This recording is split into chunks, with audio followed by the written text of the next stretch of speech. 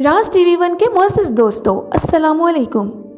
आज के इस वीडियो में हम बात करेंगे रावलपिंडी की मशहूर लाल हवेली के बारे में। अगर आप रावलपिंडी के मसरूफ़ बोहड़ बाज़ार से गुजरेंगे तो आपको लाल हवेली ज़रूर नज़र आएगी, जिसे शहर का तारीख़ी मकाम कहा जाता है। एक ज़माने में यहाँ रात की तारीकी में खूबसूरती की तारीफ़ करने वालों का हुजूम हुआ करता था और वहाँ डांस पार्टियाँ होती थीं। ये सुर्ख रंग की इमारत किसने बनाई, शेख रशीद अहमद के कब्ज़े में कब से है और इस रिहाइशगाह की तारीख क्या है जो रावलपिंडी की बाकी इमारतों से कदरे मुख्तलिफ है, ये सब हम जानेंगे आज की इस वीडियो में। इससे पहले हमारे YouTube चैनल राज टीवी वन को सब्सक्राइब करें और साथ दिए गए बेल आइकन को प्रेस करें ताकि इस तरह की दिलचस्प वीडियोस आप तक आसानी से पहुंच सकें। चलते हैं वीडियो की तरफ। हवेली के कुछ हिस्से बशमूल मंदिर महकमा से ताल्लुक़ रखते हैं, जबकि एक हिस्सा शेख रशीद साहब का है। लाल हवेली को महकमा औकाफ की तरफ से सील कर दिया गया है, जबकि शेख रशीद ने इल्ज़ाम लगाया है कि ये कार्रवाई सियासी है और वो इस इक़दाम को अदालत में चैलेंज करेंगे। महकमा औकाफ की कार्रवाई के दौरान लाल हवेली के सामने मकामी पुलिस और FIA के अहलकार भी मौजूद थे। इससे पहले डिप्टी एडमिनिस्ट्रेटर महकमा औकाफ ने अवामी मुस्लिम लीग के सरबराह को 7 दिन के अंदर अंदर लाल हवेली खाली करने का नोटिस जारी किया था। शेख रशीद अहमद अपनी किताब फर्जंदे पाकिस्तान में लिखते हैं कि क़याम पाकिस्तान से बहुत पहले जहलम के एक खुशहाल हिंदू घराने से ताल्लुक़ रखने वाले मुमताज़ बैरिस्टर धनराज सहगल एक शादी की तकरीब में शिरकत के लिए सियालकोट गए, जहां उन्होंने बुद्धन भाई से शादी कर ली। धनराज को महात्मा बुद्धन की अदाएँ इस कदर अजीज़ थीं कि वो इससे प्यार करने लगे। इस मोहब्बत की कहानी ने लाल हवेली की बुनियाद डाली। धनराज महात्मा बुद्धन को अपने साथ रावलपिंडी ले आया और बोहड़ बाज़ार में एक शानदार हवेली बनवाई जो सहगल हवेली के नाम से मशहूर हुई। शेख रशीद अहमद अपनी किताब में मज़ीद लिखते हैं कि बुद्धन बाई मुसलमान थीं, इसलिए इज़्ज़त की खातिर धनराज ने हवेली के सहन में बुद्धन के लिए मस्जिद और अपने लिए एक मंदिर बनवाया।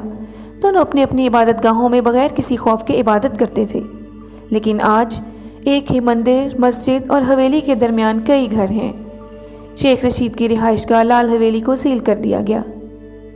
पुराने मकीनों का कहना है कि हवेली आने के बाद बुद्धन रोज़े और सलात की पाबंद हो गईं।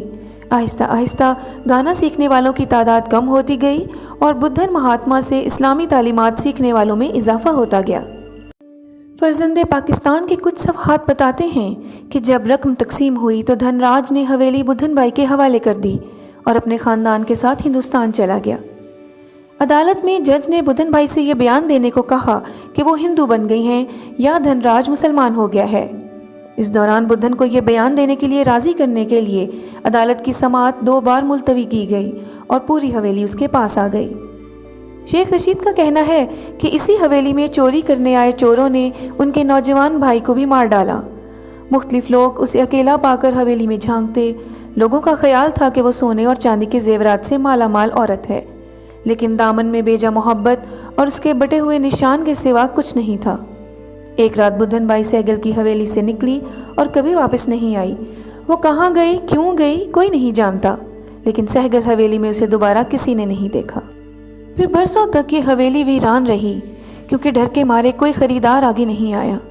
एक वक्त ऐसा भी आया जब लोग सहगल की हवेली को जिन्नों की हवेली कहने लगे। हवेली की ख़रीदारी के हवाले से शेख रशीद का कहना है कि कश्मीर के एक ख़ानदान ने सहगल की हवेली ख़रीदी जो काफ़ी अरसे से गुमनामी में थी। फिर ख़रीदार ने शेख रशीद को हवेली 5.5 लाख में फ़रोख्त कर दी। इस तरह सहगल हवेली गरीबों के दाम पर ख़रीदी गई। शेख रशीद ने हवेली को सियासी सरगर्मियों का मरकज़ बना दिया। कई नामवर सियासतदानों की मेज़बानी करने वाली बालकनी भी तवज्जो का मरकज़ रही। इस बालकनी में नवाबजादा नसरुल्लाह, नवाज शरीफ और अल्ताफ़ हुसैन जैसे सियासतदानों ने अवामी इज्तिमाआत से खिताब किया। शेख रशीद ने हवेली की तज़यीन व आराइश में सुर्ख रंग की कश्मीरी लकड़ी का इस्तेमाल किया।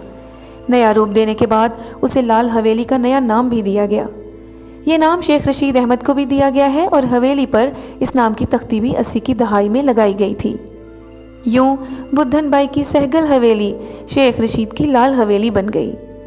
शेख साहब के मुताबिक बुद्धन भाई का ताज घर अब भी मौजूद है, जबकि वो 2 कमरे जिनमें वो रहती थी वो बंद हैं। شیخ رشید نے اپنی کتاب فرزند پاکستان میں لکھا ہے کہ ایک بار کشمیر کا ایک افسر حویلی دیکھنے آیا تو وہ رو پڑا اور کہا، یہ میری ماں بدھن کی حویلی ہے۔